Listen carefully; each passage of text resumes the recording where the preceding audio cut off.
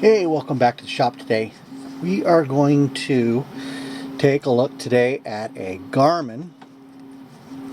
It is a Forerunner 310 XT. Now, this isn't mine. I didn't purchase this. Well, I guess you could say it is mine now. I actually saved it from a life in a landfill. Somebody actually threw this away. I mean, it's got a lithium battery, one that's not good for the environment. Lots of heavy metals. I mean, this is a computer item, and I'm not one of the big environmentalists here. No, I'm definitely not that. But what I am going to say here is things like this. The metals that are in it can be recycled instead of just thrown away. This has probably got gold, silver, or things like that. Things like this should be sent in, recycled, so that the bad chemicals can be decomposed properly, and the proper ones, if that can be reused, can be reused. But anyway, what we're going to do today is we're going to see if I can get this apart.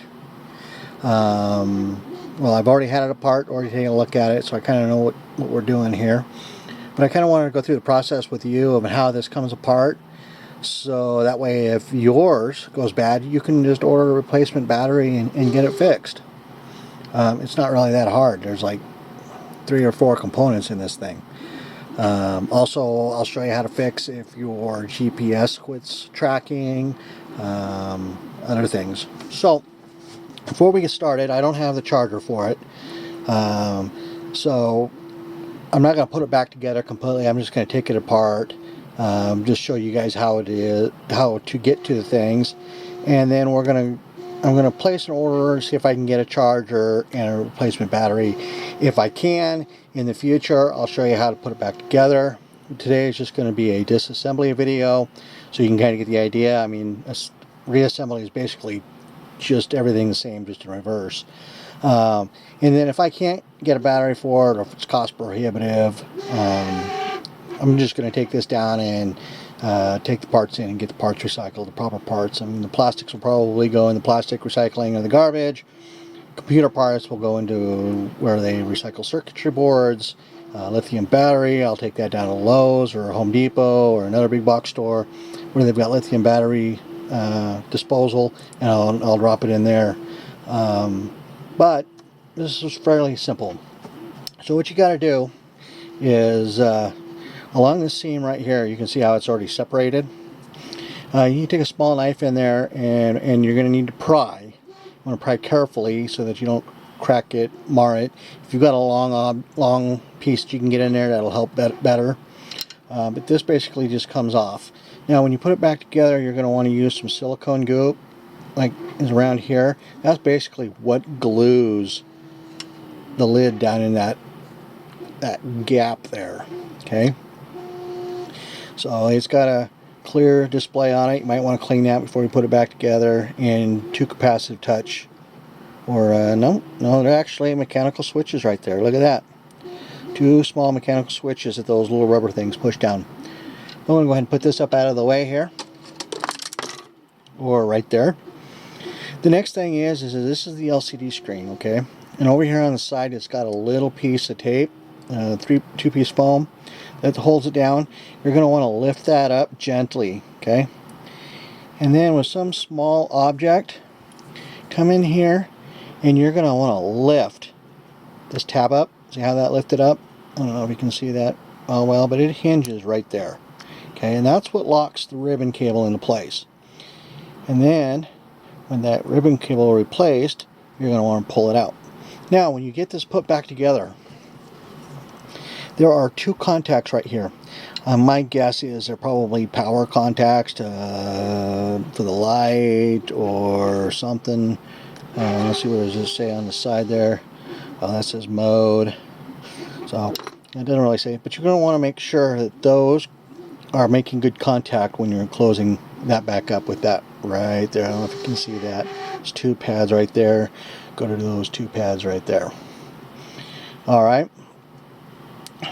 Just drop that right down in here for safekeeping. Now, there's your GPS antenna. Okay.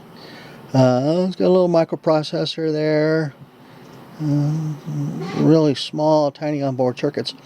But this little ribbon cable here, this connects to the speaker that's down here and then these two charging pads.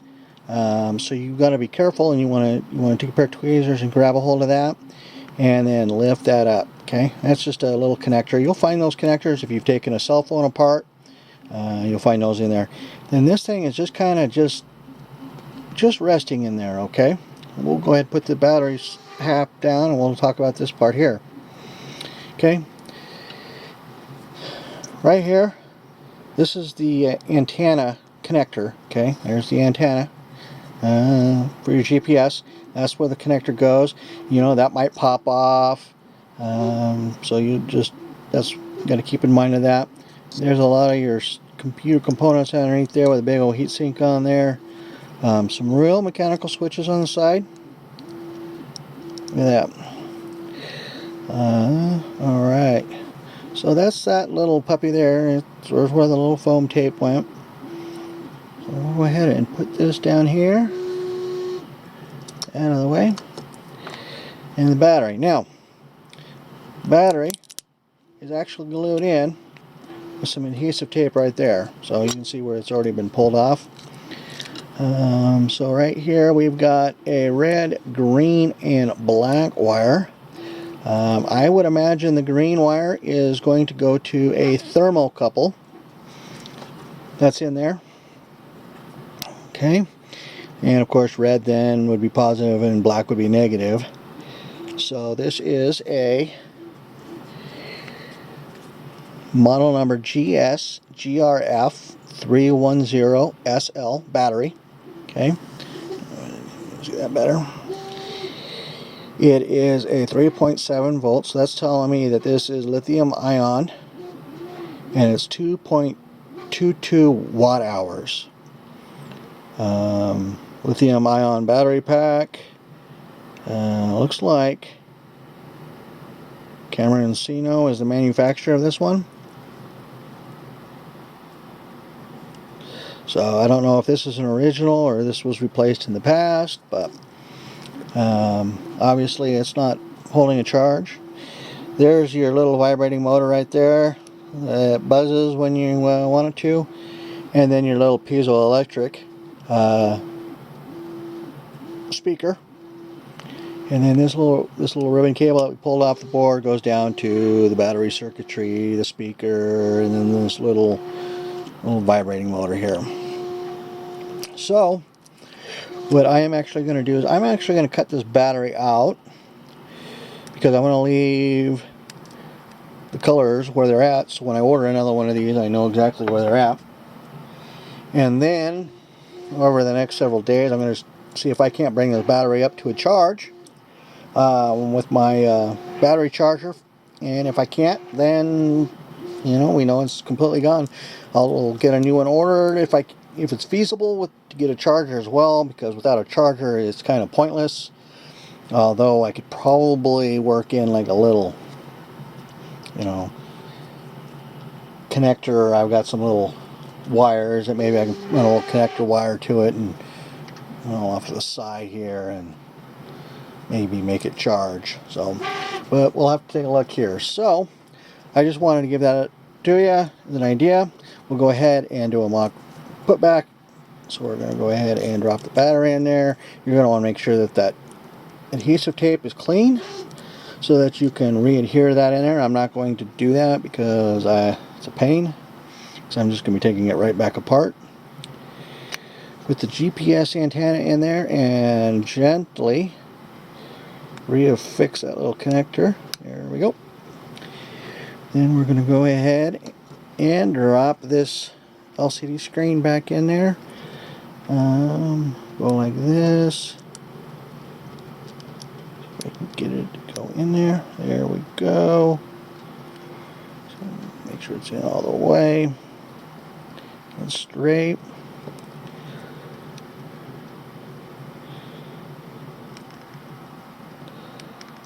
And maybe, no, oh, there we go. Oh, I'm going the wrong way with it. That's why. kind of overdone it. Probably broken the thing now. Let's do this. There we go.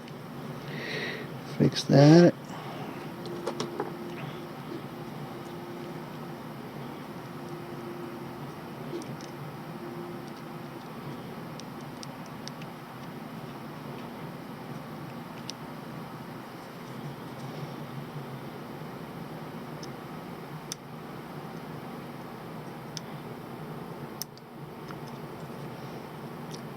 There we go, that's connected.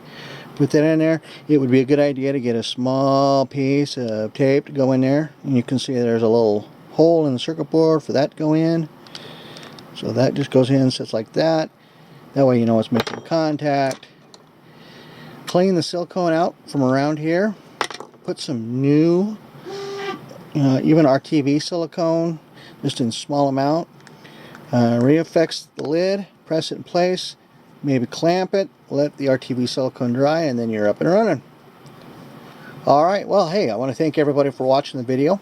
Be sure to like, subscribe, thumbs up if you liked it, thumbs down if you don't, and please share with your friends that maybe have one of these watches that might be having this problem. Other than that, hey, I want to thank you for watching today, and hey, stay safe and enjoy the day. Goodbye.